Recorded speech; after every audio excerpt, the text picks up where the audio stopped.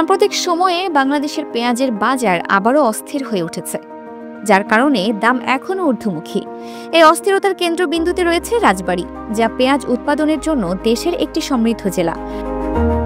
রাজবাড়ী সারা দেশে প্রায় 16% পেঁয়াজ সরবরাহ করে এবং উৎপাদনের দিক থেকে এটি দেশের তৃতীয় বৃহত্তম জেলা। ব্যবসায়ী, ক্রেতা এবং কৃষকরা সবাই একমত যে বাজারে যে পরিমাণ পেঁয়াজের মজুদ থাকার কথা ছিল, ঠিক সে পরিমাণ আমদানি না হওয়ার কারণেই খুচরা পর্যায়ে দাম বৃদ্ধি পেয়েছে। কৃষকদের ঘরে পেঁয়াজের মজুদ কমে গেছে, কারণ এখন মৌসুমের শেষ দিক।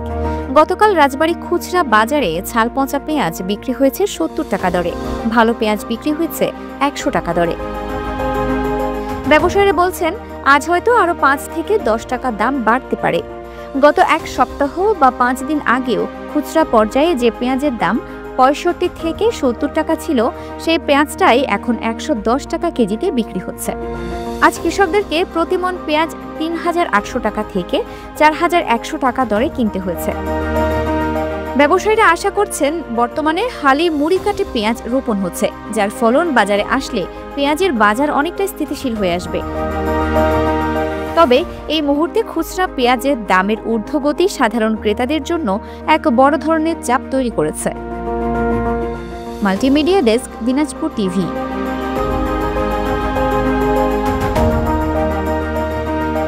দিনাজপুর টিভি, মানুষের জীবনের কথা বলে।